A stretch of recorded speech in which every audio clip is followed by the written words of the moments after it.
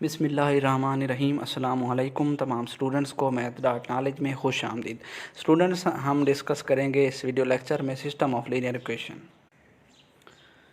First of all हम linear equation की definition देखते हैं। An equation in which variable highest power is 1, कि एक ऐसी इक्वेशन जिसमें वेरिएबल की हाईएस्ट पावर 1 हो वो लीनियर इक्वेशन होती है। एग्जांपल देखें, x + 2 = 3, इसमें वेरिएबल x है सिर्फ ओनली 1, तो ये 1 वेरिएबल में है। x + y, इसमें 2 वेरिएबल हैं, ये 2 वेरिएबल की एग्जांपल है, और ये 3 वेरिएबल। जनरल फार्म में हम इसको यूँ लिख सकते हैं, a1 x1 + a2 x2 plus up to an xn in n variable. ये हमारे पास जर्नल इक्वेशन है लीनियर इक्वेशन की।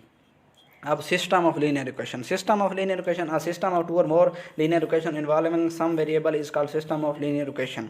एक ऐसा सिस्टम जिसमें 2 या 2 से ज़्यादा लीनियर इक्वेशंस इन्वॉल्व हों वो सिस्टम ऑफ लीनियर इक्वेशन होता है। देखें, ये हमारे पास एग्जांपल है। जो पहले एग्जांपल है इसमें 2 इक्वेशंस हैं, ये इसमें 3 इक्वेशंस हैं, और ये हमारे पास जर्नल फॉर्म में है। अब इसमें जो b1 b2 bn है ये हमारे पास कांस्टेंट हैं जो कि हमारे पास ये एग्जांपल्स में आ रहे हैं। ठीक है, अब हम इसके सोल्यूशन को देखें।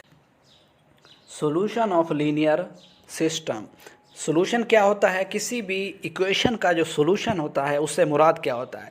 उसमें जो वेरिएबल होते हैं x y z, उनकी एक ऐसी वैल्यू जो उस इक्वेशन को सेटिस्फाई करे। देखें, जैसे x + 2 = 3, x की वैल्यू अब यहाँ पे रखते हैं हम। x की वैल्यू क्या आएगी?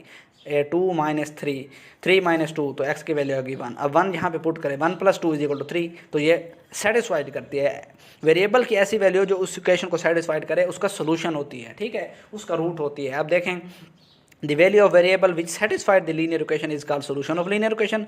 ये उसकी डेफिनेशन है। अब हमारे पास जो सोल्यूशन होता है लीनियर इक्वेशन का, उसकी 3 पॉसिबिलिटीज़ होती हैं। 3 पॉसिबिलिटीज़ क्या हैं? या तो उसका सोल्यूशन होगा ही नहीं, यानी कि सोल्यूशन एग्जिस्ट ही नहीं करेगा, उसमें वेरिएबल ही खत्म हो जाएगा। ठीक है।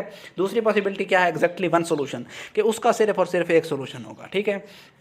तीसरी जो पॉसिबिलिटी है वो है इन्फिनाइटली मैनी सोल्यूशन, उसके एक से ज़्यादा इन्फिनाइटली मैनी सोल्यूशन होंगे। ठीक है, ये हमारे पास 3 पॉसिबिलिटीज़ हैं। अगर हमारे पास पॉसिबिलिटी हो ये वाली कि system of linear equation has no solution, पहली पॉसिबिलिटी, अगर उसका सोल्यूशन नहीं होगा तो उसका जो ग्राफ होगा वो 2 सेट पैरेलल लाइंस होंगी, वो किसी भी पॉइंट पर एक दूसरे को इंटरसेक्ट नहीं करेंगी।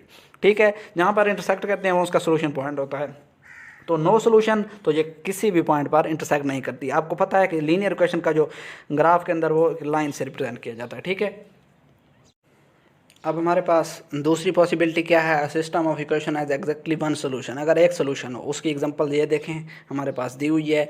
इसका जो ग्राफ होगा वो हमारे पास इंटरसेक्ट कर जाएगा एक पॉइंट पे, ओनली 1 पॉइंट, और किसी पॉइंट पे। ये देखें, इसका जो सोल्यूशन है, ये एग्जांपल अभी आप देख सकते हैं।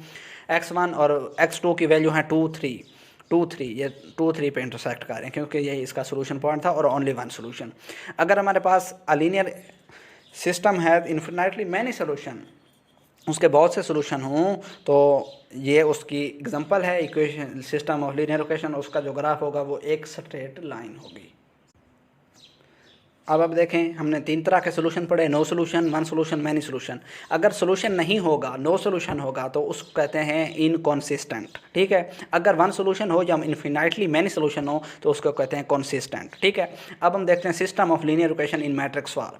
सिस्टम ऑफ लीनियर इक्वेशन जो होती हैं उसको मैट्रिक्स फॉर्म में किस तरह लिख सकते हैं? जो वेरिएबल्स के कोफिशिएंट होते हैं उसका एक मैट्रिक्स ये इस तरह 2 1 1, अब यहाँ पे 0 -2 -8 -4 5 9, ये इसका ए मैट्रिक्स। अब इसमें जो वेरिएबल के हैं x1 x2 x3, वो उसका एक्स मैट्रिक्स, जो इसमें ये एंड पे कांस्टेंट है, इसको कहते हैं हम बी मैट्रिक्स। इस तरह से आप इसको मैट्रिक्स फॉर्म में लिख सकते हैं। अगर आपको आर्गुमेंटेड मैट्रिक्स हम यहाँ पे यूज़ करते हैं ए और उसके साथ समाल बी लिख दें, तो ये होता है आर्गुमेंटेड मैट्रिक्स। ए इस तरह लाइन लगाते हैं और बी लिखते हैं। इसका मतलब यह होता है कि ये जो ए मैट्रिक्स है ये लिखें, उसके पास डॉटेड और फिर ये जो बी मैट्रिक्स है ये लिखें। इसका मतलब यह होता है कि हम जो ऑपरेशन इसमें अप्लाई करते हैं वो इस वाले जो कॉलम मैट्रिक्स है हमारे पास, इस पर भी वो सेम ही ऑपरेशंस होंगे। Okay students, best of luck. Next videos में हम इसके सोल्यूशन देखेंगे। इसकी 2 टाइप्स हैं, होमोजीनियस सोल्यूशन और नॉन होमोजीनियस, उसमें हम उसको देखेंगे। Okay student, best of luck. Next video तक के लिए अल्लाह हाफिज़।